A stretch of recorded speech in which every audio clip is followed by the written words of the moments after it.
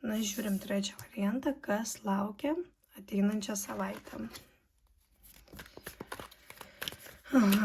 Ateina jaunuolis su jausmais. Gali būti jaunesnis, čia moteriams labiau.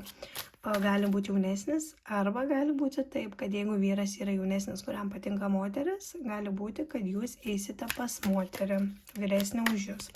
Arba gali būti, kad mentalitetas biški jūs toksai truputėlį vėja vaikiškesnis, toks nelabai įmantis viską į galvą, o moteris gali būti rimtesnė, bet su jausmais kortos nurodo.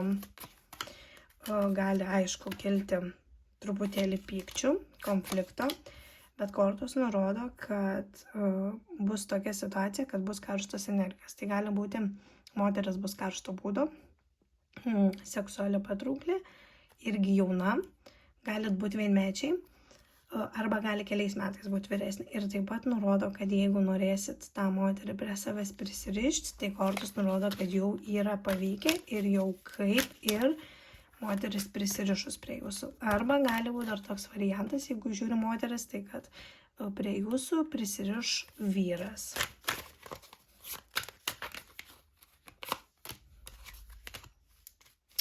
Taip pat kortos nurodo, gali būti dokumentų tvarkymas.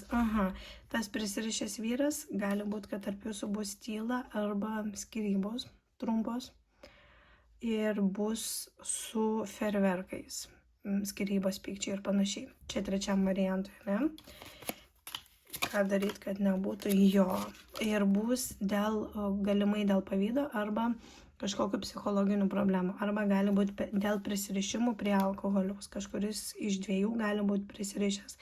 Taip pat nurodo kortos, kad svajonės, kai kurios gali būti žlugusios santykiuose, yra dviveidiškumas, žmogus nesako, ką jaučia.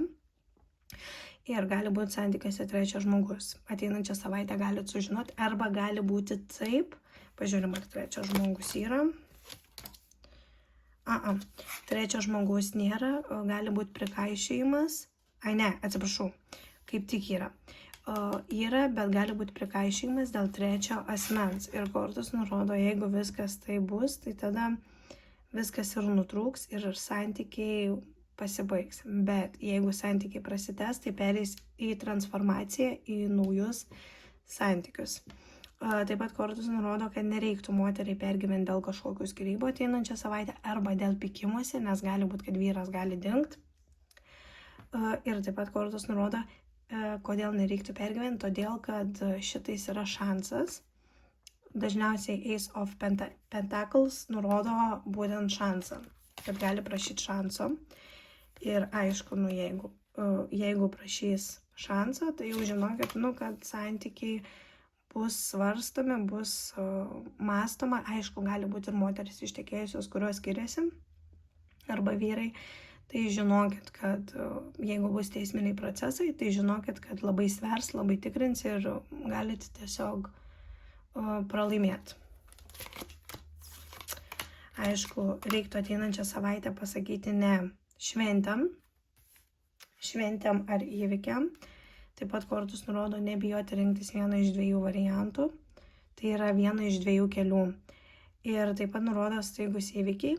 Ir atsiminkit, jeigu jūs kažką padarėt negerai, tai ateinančią savaitę jums gali atsipirkti. Tarkim, ten trečio žmogus santykiuose ir panašiai, tai gali būti sužaista ne jūsų naudai. Ir taip pat rodo, kad santykių nebuvimas atšalimas. Ir taip pat dar nurodo ateinančią savaitę kelionę. Tai vat santykių atšalimas bus ir gali žmogus planuoti išvažiuoti į užsienį.